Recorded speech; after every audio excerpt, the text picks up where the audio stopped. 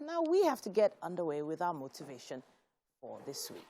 Today we're going to be looking at creating profitable products and services, plus some simple marketing methods to make sales. Now, making sales is very, very important, especially this time in the year. Summer is here, the kids are all at home, back to school will be here very soon. So we have Ayo Basi, a certified cosmetic formulator, perfumer, herbologist, and she has over 10 years experience in cosmetic product formulation. She's also a consultant when it comes to building businesses. Welcome to the show. Thank you so much. Okay, so now everyone believes they have a great product. Everybody believes that they have something to sell, but they're not really making that many sales. It could be for a number of reasons, but I have a feeling you have some clients you've worked with. So what are the first things you look at in a person's business when they approach you for some help? Okay, so when they approach me for sales, I look into everything about their business. First of all, the products they're selling. Okay. What they want, the sales they want to increase, what are you selling? Secondly, who are you selling to? Okay. And why are you selling? So these are the things I always look at first, because once you get those things right, then it'll be an easy sell.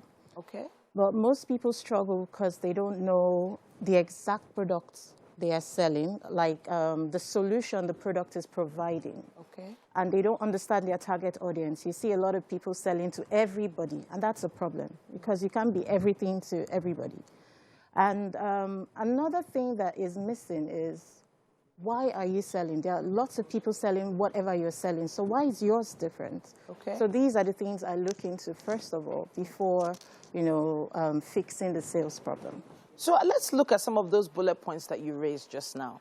Some of the bullet points you raised are very simple, but they might eventually become complicated, especially when you talk about target audience. So the target audience for the average cosmetic brand, I believe, should be females, right? Between a certain age, from a certain age to a certain age, right? What more is there to look at with my target audience?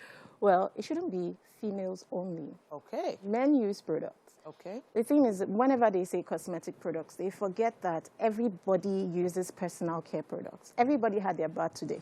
Okay.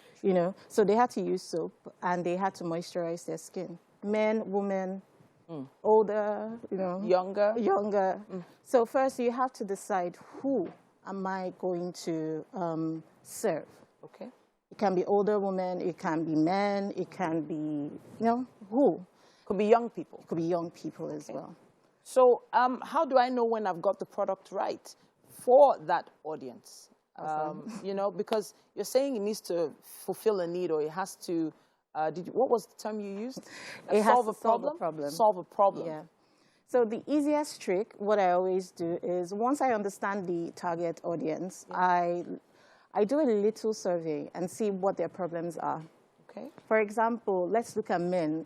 Most people don't consider them when they're creating cosmetic products. Okay. What do men want? They just want to have their bath, come out of the bathroom, probably dress up and go. Okay. Yeah. So you need to think about a product. And generally, for skincare, for example, everybody needs to cleanse, tone, moisturize. So an expert will think of a product that will do everything. Okay. And so once they just have their bath, they moisturize, do all of that, and dress up. Okay.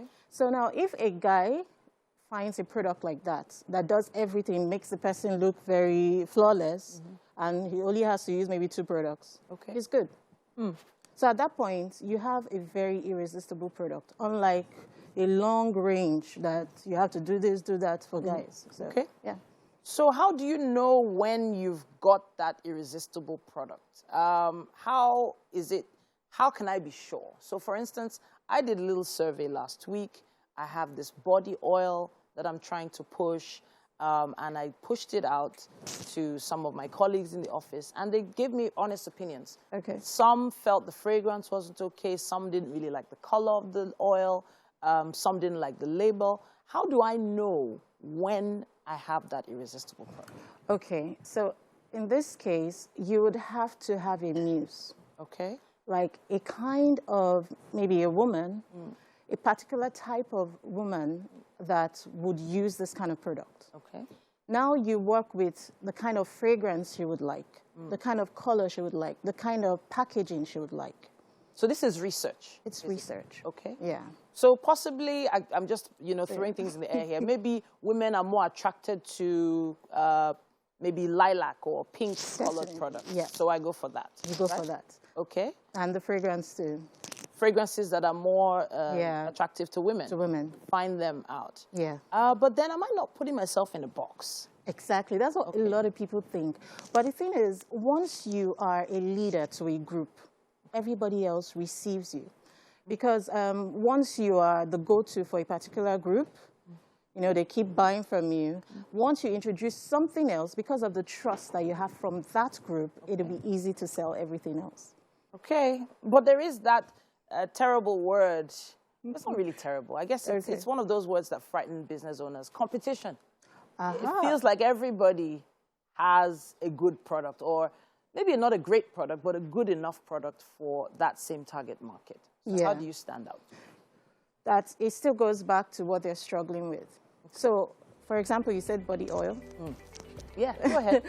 They said body oil. So it could be that some body oils are too heavy or some are too light. Okay. So once you find the gap, you create your product to, fit that gap. Okay. So because of that, they will buy your product, even if they have others on their shelf.